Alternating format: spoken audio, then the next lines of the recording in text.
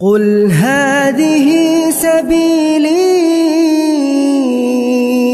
أدعو إلى الله.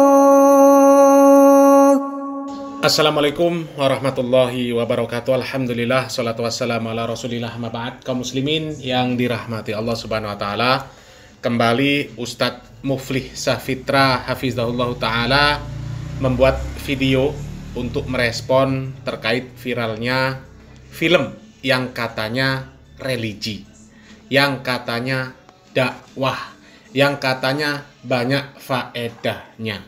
Padahal jelas dalam proses pembuatannya saja, ya, dalam proses pembuatan film tersebut itu sudah jelas melanggar syariat Islam. Lalu bagaimana dikatakan di dalamnya isinya banyak faedah, ya? Coba kita simak dulu video dari Ustadz Muflih Safitra. Untuk teman-teman yang masih juga membela soal film religi, padahal mungkin atau mungkin ustadznya sekarang lagi merenung, mungkin malah menangis karena telah menyebarkan dosa. Kita mau bilang bahwa kita saja pasangan yang halal, suami istri yang memang sudah Allah halalkan, memamerkan kemesraan depan umum saja itu sebenarnya dilarang. Alasannya adalah satu, karena itu takhwarimul muru'ah. Itu tidak menjaga wibawa dan citra seorang muslim yang baik. Yang kedua, kata Nabi SAW, wal haya'u syu'batun minal iman. Rasa malu itu adalah bagian dari keimanan. Semakin besar iman seseorang, semakin dia malu untuk memamerkan hal-hal yang mungkin tidak pantas waktu dilihat orang-orang, seperti kemesraan dan cumbu-cumbu bersama istri depan umum. Tidak sebagaimana orang-orang barat, orang-orang kafir, di mana mereka tidak malu untuk memamerkan cumbu-cumbu di depan umum. Yang ketiga, dikarenakan itu bisa membangkitkan syahwat orang-orang yang mungkin syahwatnya masih bergejolak, seperti laki-laki yang belum menikah misalnya. Teman-teman yang dirahmati Allah, kalau seandainya ini sesuatu yang tidak pantas dan tidak layak untuk kita pamerkan di depan umum meskipun kita pasangan halal, lalu bagaimana dengan orang-orang yang memang bukan mahram? Tentu itu tidak pantas, tentu itu tidak diperbolehkan. Ini adalah memamerkan syahwat yang diharamkan. Memang entahlah ya, sudah jelas-jelas kalau yang namanya film religi itu isinya kemaksiatan kaum muslimin, ya, pelanggaran syariat. Tapi masih ada juga yang membela. Jelas-jelas itu terlihat, maaf ya, tai kucing yang dilihat di siang bolong, jelas. Tapi masih ada juga yang mengatakan bahwa itu rasa dan aromanya coklat. La ilaha illallah. Kalau kita lihat kaum muslimin, ketika proses pembuatan film, ya, ketika take actionnya itu, ya, gimana pasangan yang bukan mahram, lawan jenis, diadegankan pelukan, ciuman, ya, dan kalau take action sekali itu ternyata ada yang kurang, tidak pas, ya, itu diulang lagi. Jadi diulang lagi, pelukannya diulang lagi, ciumannya diulang lagi. Na'udzubillah min dzalik, ya. Jadi proses pembuatannya saja sudah jelas maksiat, ya. Sehingga menjadi sebuah hal yang mengherankan. Kok masih juga ada yang membela? Ya, gimana itu coba? Dan ustadznya juga mempromosikan, la ilaha illallah.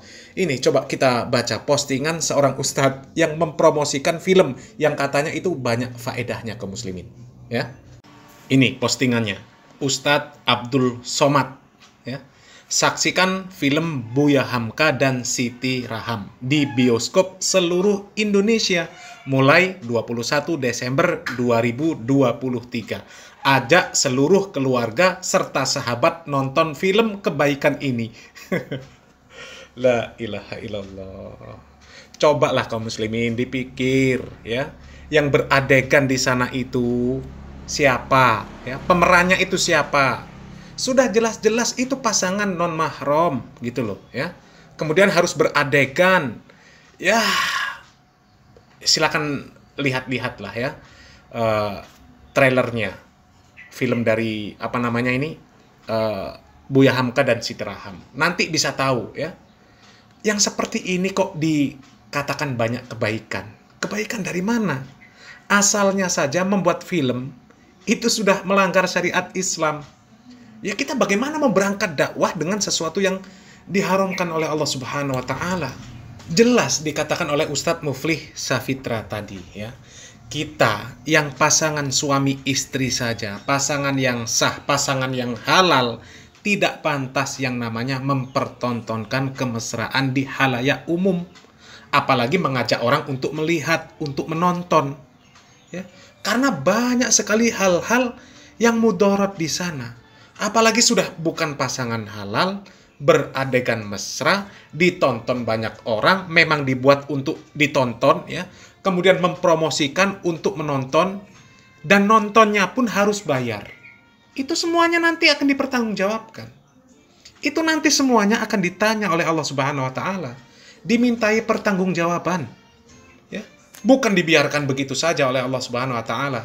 Apalagi seorang ustadz yang dikatakan pemuka agama yang harus jadi contoh, kemudian malah mengajak untuk melihat sesuatu yang diharamkan oleh Allah Subhanahu wa Ta'ala. Ya, itu semuanya nanti dimintai pertanggungjawaban. Yang main akan dimintai pertanggungjawaban, yang mempromosikan, yang mengajak menonton, ya, yang mengeluarkan harta untuk menonton, semuanya dihisab. Ya. Harta itu dikemanakan ditanya oleh Allah Subhanahu wa Ta'ala.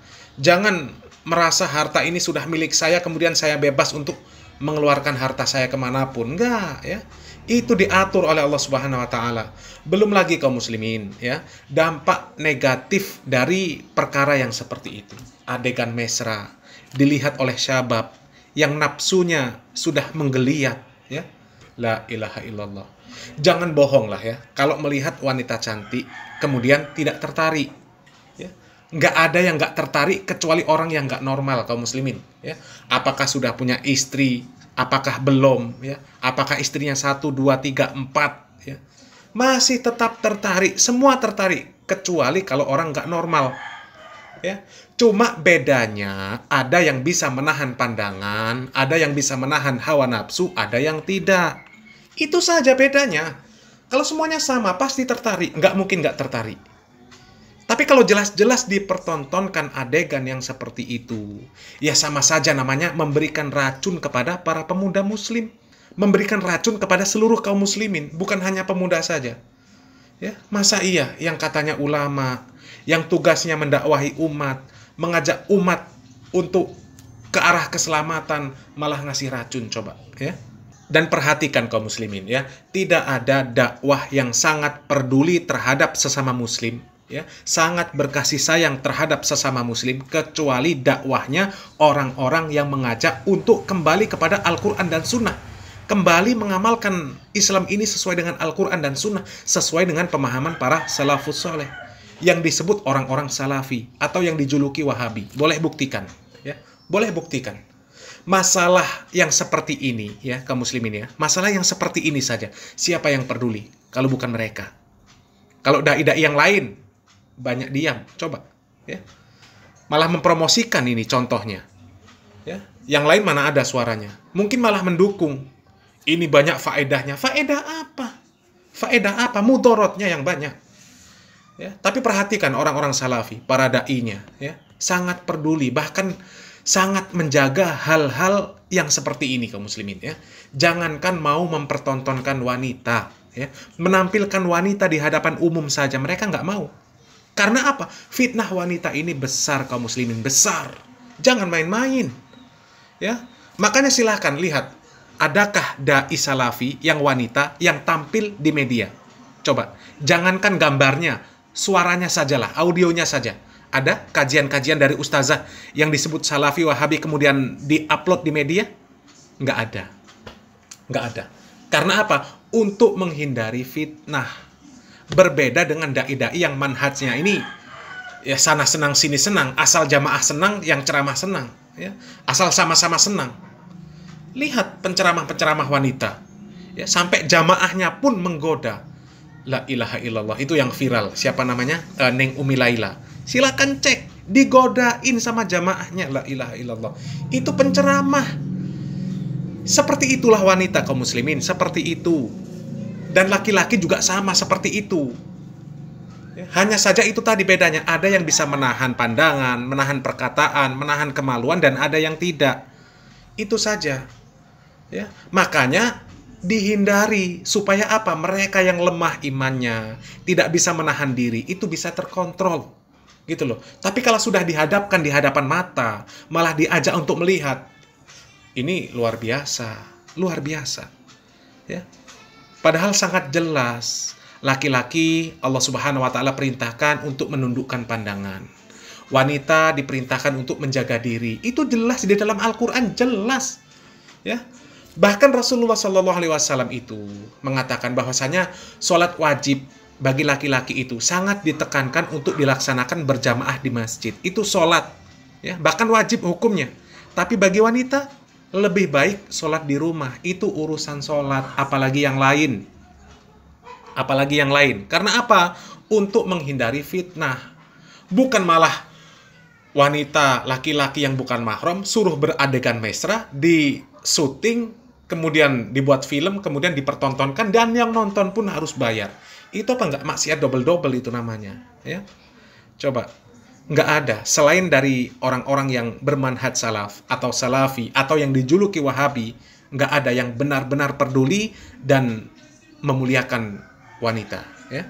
Enggak ada yang benar-benar peduli terhadap sesama kaum muslimin seperti orang-orang salafi atau yang dijuluki wahabi dengan segala stigma negatifnya. Tapi mereka lah yang terbukti sangat peduli terhadap kaum muslimin.